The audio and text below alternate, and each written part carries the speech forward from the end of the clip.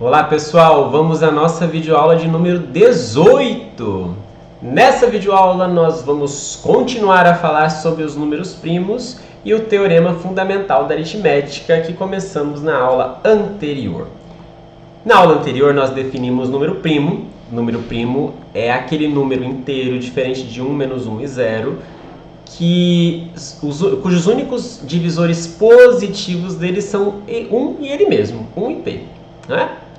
E na aula passada nós também demonstramos o teorema fundamental da aritmética, que diz que todo número inteiro pode ser escrito de maneira única como produto de primos. Que é o que está escrito aqui, né? Todo número inteiro positivo, ele pode ser escrito de maneira única como um produto de primos P1 E uma vezes, P2 E duas vezes, P3 até um certo PR ER vezes. Nós, na aula anterior, demonstramos isso. Esse teorema é bastante importante. Tão importante que nesta videoaula a gente vai ver algumas consequências disso. Né? Vamos ver 3 corolários deste teorema. Primeiro corolário, primeira consequência do teorema fundamental da aritmética que a gente vai falar é o seguinte. Toda vez que você tiver dois números A e B e a gente conseguir fatorá-los, então o A está sendo fatorado aqui como um produto de P1 até PR, com expoentes E1 até ER, e o B, eu estou usando os mesmos primos com expoentes F1, F2 até FR, só que eventualmente, claro, esses números podem não ter os mesmos primos na fatoração, por isso que eu estou permitindo aqui que esses expoentes sejam iguais a zero. O A eu vou fatorar, mas aí se ele não tiver o primo que eu preciso, que está na fatoração do B, eu ponho com expoente zero, porque alguma coisa elevada a zero é 1. Muito bem. O que diz esse corolário, então? Esse corolário diz pra gente que, dados os dois números A e B fatorados desse jeito, eu posso calcular o máximo divisor comum entre eles pela fatoração. O máximo divisor comum entre o A e o B é o primo P1 elevado ao menor expoente que apareceu. Se o E1 for menor do que o F1, o expoente aqui é E1. Se for o F1, aqui o expoente é o F1. É o menor dos dois. O P2 aparece elevado ao mínimo entre o E2 e o F2. O PR aparece elevado ao mínimo entre R e FR. Quando você faz isso, calcula esses mínimos e faz esse produto, você calcula o MDC. Então, essa é uma outra maneira, já é a terceira neste curso, que nós vemos para calcular máximo divisor comum entre dois números. Que é, então, lembrando da primeira, que foi por definição, a gente calcula os divisores e vê o maior, que não é muito eficiente, dependendo do tamanho do número. A segunda, bastante eficiente, que é o algoritmo de Euclides. E agora uma outra, a depender da fatoração dos números. Já vou fazer um exemplo, mas antes disso, por que isso funciona? Vamos demonstrar. A demonstração está aqui, é bem argumentativa. Todo divisor do A e do B, com certeza, pode ser escrito também como P1 elevado a alguma coisa, P2 elevado a alguma coisa, PR elevado a alguma coisa. Notem que eu estou usando os mesmos PIs na fatoração. Se não aparecer de novo, eu levo a zero. Então eu posso pegar os mesmos P's para usar no C. Claro, se ele é um divisor, não pode aparecer um primo novo. Se tivesse aparecido um primo novo, ele teria que dividir um desses, teria que ser um desses. Então, eles têm que ser os mesmos primos. E esses expoentes também não podem ser maiores do que o EI, nem que os EIs, nem que os FIs. Não podem. Eles têm que ser menores do que o EI e que o FI. Por quê? Porque se fosse maior, vamos supor que o A aparecesse, por exemplo, P1 ao quadrado. Aqui no C não poderia aparecer P1 ao cubo. Porque P1 ao cubo não pode dividir alguma coisa que tem P1 quadrado. Né? Porque, olha, eu cancelaria o quadrado e ficaria um P dividindo um produto que não teria. Tá? Pensa um pouquinho. É claro que aqui tem uma sutileza, eu recomendo você pensar para ver se você entendeu. Mas é o que eu acabei de falar. Todo divisor do A e do B, ele tem que ser escrito com os mesmos primos, que aparecem na fatoração de pelo menos um dos dois, e com algum expoente que não pode ser maior do que o expoente daquele primo nos dois. Ou seja, os expoentes GIs têm que ser menores ou iguais a EI e FI. E aí pronto. Desses daqui, qual é o maior GI possível? O menor entre eles, o menor entre o EI e o FI vai ser o maior expoente possível para o GI. Então eu vou trocar o GI pelo mínimo entre EI e FI e está aprovado o corolário. Vamos ver um exemplo para ficar mais claro? Como é que a gente calcula o máximo divisor comum entre 240 e 140? Você pode usar o algoritmo de Euclides, que a gente aprendeu algumas videoaulas atrás. Só que vou confessar para vocês, se eu tiver que calcular o máximo divisor comum entre dois números na prática, estou resolvendo o exercício eu preciso, possivelmente eu vou fazer isso aqui e não o algoritmo de Euclides. Eu poderia fazer o algoritmo de Euclides, mas na prática, como a gente acaba em sala de aula, às vezes usando números que não são tão gigantes, isso aqui acaba sendo melhor. Qual que é o método? Eu fatoro. Eu fatoro 240, eu fatoro o 140, e aí eu olho assim, quais foram os primos que apareceram na fatoração? Vamos colocar aqui. Bom, apareceu o 2, apareceu o 3, apareceu o 5 e apareceu o 7, certo? Não apareceu nenhum outro número primo além desse, ó, 2, 3, 5 e 7. Pronto, peguei todos.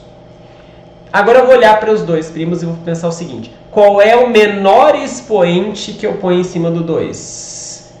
Qual é o menor expoente que apareceu para eu pôr em cima do 2? Olha, o expoente do 2 aqui é 4, aqui já é o 2. Qual é o menor entre eles? O 2. É o que eu ponho aqui. Vamos olhar para o 3. Qual é o expoente do 3 aqui na fatoração 240? É 1. E aqui? Ô, professor, o 3 não apareceu. Tem problema. Se o 3 não apareceu, eu posso pensar que é 3 elevado a 0 aqui. Então, entre 3 elevado a 1 e 3 elevado a 0, qual é o menor? O 0. Entendeu? E o 5? Bom, aqui apareceu 5 elevado a 1, aqui também. Qual é o menor expoente? Bom, é igual, né? 1. E o 7? Bom, aqui apareceu 7 elevado a 1, aqui não, então vou colocar ele como 7 elevado a 0 e o 0 vai ser o menor. Senhoras e senhores, que número que apareceu aqui? O número que apareceu aqui é o MDC entre 240 e 140. Foi o que nós provamos no corolário 1. 2 ao quadrado, 4. 3 elevado a 0, 1. 5 elevado a 1, 5. 7 elevado a 0, 1. 4 vezes 1 vezes 5 vezes 1 dá 20. Está aqui também. Entende? Gente, essa é uma maneira bem interessante de você aplicar esse método em sala de aula. Embora haja uma maneira um pouco mais algorítmica de fazer isso. Eu acho, inclusive, que ensinar dessa forma tem a sua vantagem, porque você deixa claro o que tem a ver com a fatoração e você olha para os expoentes e calcula. Isso aqui é relativamente fácil de você entender, uma vez que você deixa isso mecânico, né? De tanto tentar fazer, você consegue aprender. Mas há, por exemplo, uma outra... tem como você fazer essa mesma coisa de um jeito um pouco diferente. Não sei se vocês já viram assim, talvez até aprenderam assim na escola.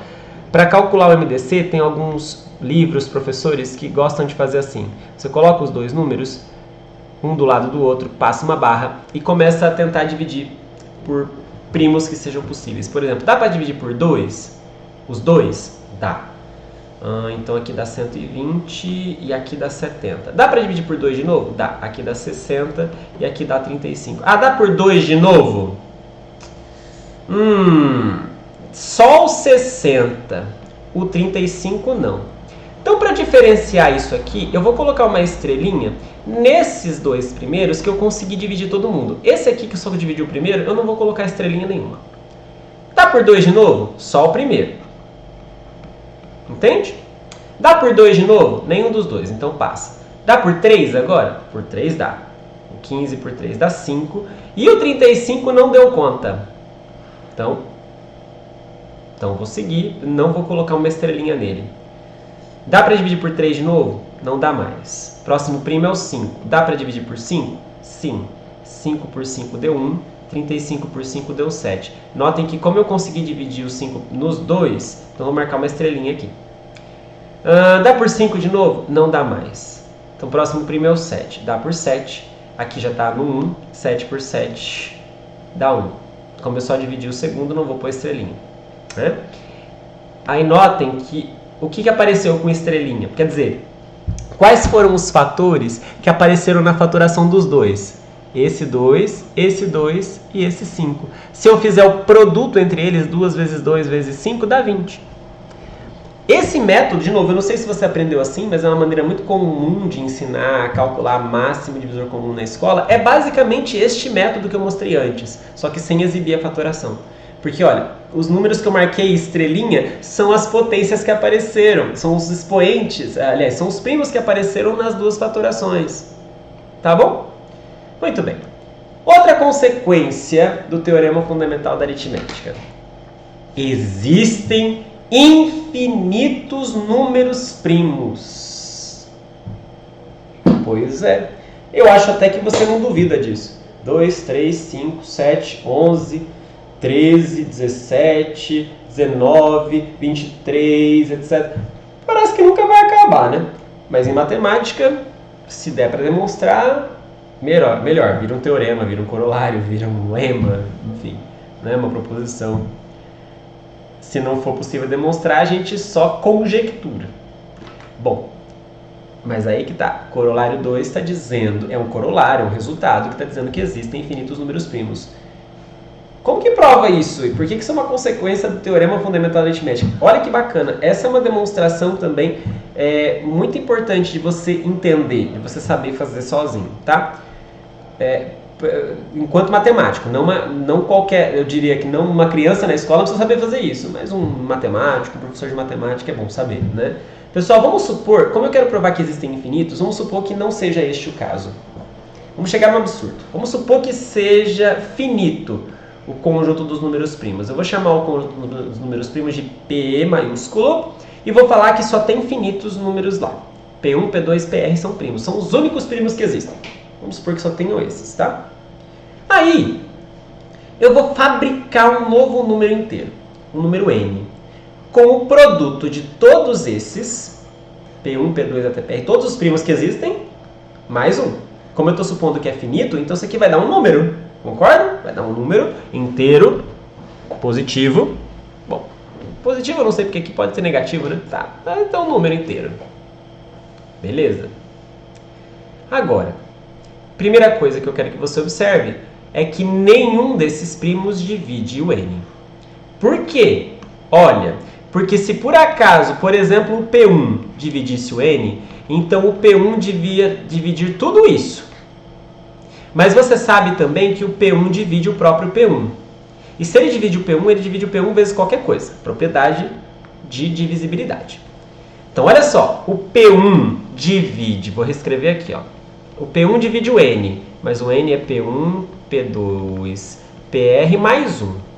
O P1 divide o n, o P1 divide P1 vezes qualquer coisa, e mais ainda, propriedade de divisibilidade. Então, o P1 divide soma, divide subtração, divide subtração. Então, o P1 divide a subtração aqui de cima para baixo, de baixo para cima. P1 até PR mais 1 menos P1 até PR sobra só o 1. O quê? Um primo PI divide 1? Não pode. Nenhum número primo divide 1. Né? Os únicos números que dividem 1 são 1 e o menos 1. Absurdo. Absurdo. Da onde veio o absurdo? Bom, vejam que a gente está nessa parte aqui ainda, tá bom? Eu assumi que o P1 dividia o N. E aí eu cheguei à conclusão, então, que esse P1 seria 1. Absurdo. Absurdo daqui, tá? Absurdo daqui, não confundam. Então, quer dizer que realmente o P1 não divide o N, o P2 também não. Nenhum dos PIs divide o N. Tá bom? Então, atento nisso. Agora vamos seguir. O teorema fundamental da aritmética, ele nos diz que todo número maior do que 1 deve ser escrito como produto de primos, não é? Então quer dizer que o n ele tem que ser igual a um produto de primos. Professor, mas só tem aqueles primos lá, só tem do P1 até o PR. Isso. Com certeza está escrito no teorema fundamental da aritmética que tem que ser escrito como primo vezes outro vezes outro. Então, com certeza, tem pelo menos um número primo P que divide o N. Mas vocês viram o que a gente acabou de provar? Que nenhum dos PIs divide o N? O P1 não divide o N, o PR não divide o N, o P2 não divide nenhum. Então, pera um pouquinho. Então, esse primo que tem que aparecer não é nenhum daqueles. Absurdo. Por quê? Pessoal, a gente estava assumindo que o conjunto dos números primos era finito, que só tinha P1, P2, PR. E eu acabei de descobrir um outro que não estava lá. Absurdo. Absurdo do quê? Absurdo da suposição de que havia apenas um número finito de primos. Então, conclusão, existem infinitos números primos. Legal, né? Vamos lá.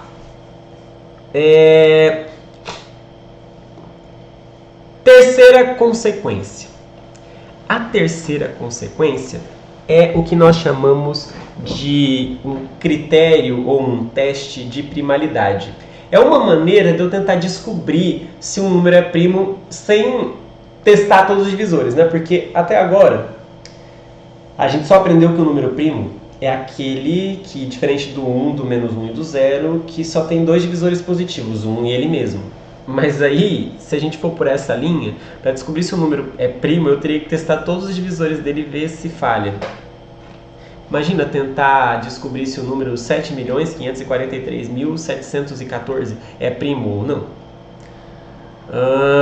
Bom, esse que eu falei é fácil, mas se fosse 713 no final, será que seria primo?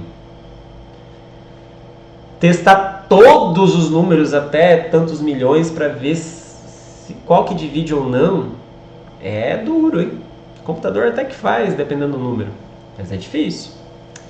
Então, para isso, existem alguns testes de primalidade, algumas maneiras de a gente testar o número sem ter que testar todos os divisores. E um dos critérios mais simples que nós temos é dado por esse corolário 3. Senhoras e senhores, dado um número inteiro qualquer, se ele não for primo, então com certeza ele possui um fator primo, ele tem um primo na sua fatoração. Quando eu fatoro ele usando o teorema fundamental da aritmética, com certeza tem um primo que é menor ou igual à raiz de n. O que isso quer dizer pra gente? Que se eu quiser descobrir se um número é primo, eu posso testar todos os divisores até o n? Não preciso. Eu tento os divisores dele, eu tento os primos menores do que ele até o raiz de n só, não precisa até o final. Eu testo os divisores primos dele até o raiz de n. Isso aqui, gente, já ajuda bastante. Primeiro, antes da gente fazer um exemplo sobre isso, vamos demonstrar. Então, de novo, quero demonstrar que se um número inteiro maior do que 1 não é primo, com certeza ele tem um primo na sua fatoração que é no máximo igual à raiz de n. Vamos entender por quê? Pessoal, como n não é primo e é maior do que 1, ou seja, não é 0, não é 1 nem menos 1, ele é composto. Se ele é composto, quer dizer então que ele, pelo teorema fundamental da aritmética, ele é um produto de primos. Ele, na verdade, ele pode ser escrito como um produto de dois números n1 e n2, em que o n1 não é nem 1 nem n e o n2 também não é nem 1 nem n. Quer dizer, são números entre 1 e n. Entende? Ele é um produto de dois carinhas ali no meio. Teorema fundamental da aritmética. Tá? Agora, eu garanto para você que pelo menos o n1 ou o n2, um deles, pode até ser os dois, bom, pelo menos um deles é menor ou igual à raiz de n. Por quê? Vamos supor que o n1... Vamos supor que o n1... que eu quero mostrar que um deles é menor ou igual à raiz de n. Vamos supor que o n1 seja maior. Contrário disso é dizer que o n1 é maior do que raiz de n e o n2 também. Certo? De novo, presta atenção aqui. Estou querendo te convencer de que ou n1 ou n2, um deles é menor ou igual à raiz de n.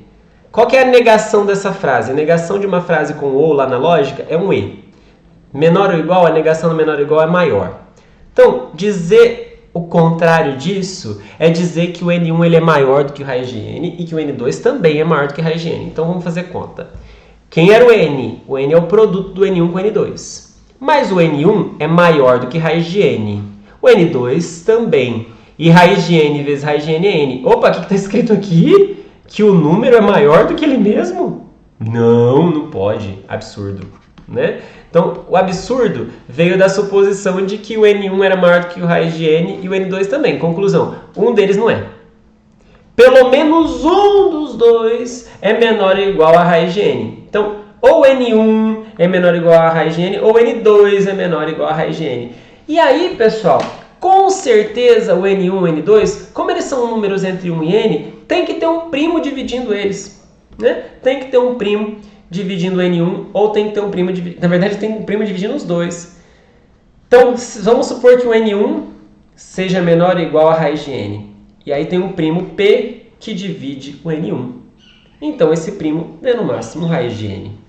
Certo? E claro, como P divide N1 e N1 é um divisor de N, pela transitividade o P também divide o N. Então, com certeza, esse P aqui, ele é um divisor do N e, claro, pelo que a gente acabou de falar, menor ou igual a raiz de N. Certo? De novo, é o que eu acabei de comentar com vocês. O corolário 3, ele é um teste de primalidade, um método para você verificar se o número é primo ou não. Nesse caso, eu vou mostrar para vocês com um exemplo como que eu fabrico um teste aqui de primalidade. Eu vou testar todos os primos menores ou iguais a raiz de N. Se eu não achar ninguém, é porque o número em questão é primo. Se ele não fosse, deveria ter, segundo o corolário 3, um primo menor ou igual a raiz de N ali para a gente testar. Entende? Quer ver? Vamos testar, por exemplo, se o número 91 é primo. Será que o 91 é primo? O que eu vou fazer? Primeiro, qual que é a raiz de 91? Raiz de 91 é aproximadamente 9,5. Então, o que eu vou fazer para descobrir se o N1 é primo ou não? Eu vou pegar todos os primos menores do que 9,5 e vou testar. Se por acaso nenhum deles dividiu 91, é porque o número era primo segundo o corolário 3. De novo, porque se houvesse um número menor do que esse, aliás, se o N não fosse primo, tinha que ter um divisor menor do que 9,5 primo. Agora, quais são os números primos menores do que 9,5? 2, 3, 5 e 7. O 2 não divide 91, 3 também não, 5 também não, 7 também não. Pronto, então o 91 é primo. Entende? Ao invés de você testar todos os números até o 91, vamos ver o que divide. O 2 divide não, 3 não, 4 não, 5 não. Em vez de você fazer isso até 91, você só precisa fazer isso só com os primos. Tá, tudo bem.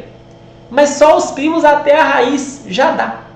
Já melhora bastante. Já dá muito menos. Olha, em vez de ir até o 91, fui só até o 9,5. Entende?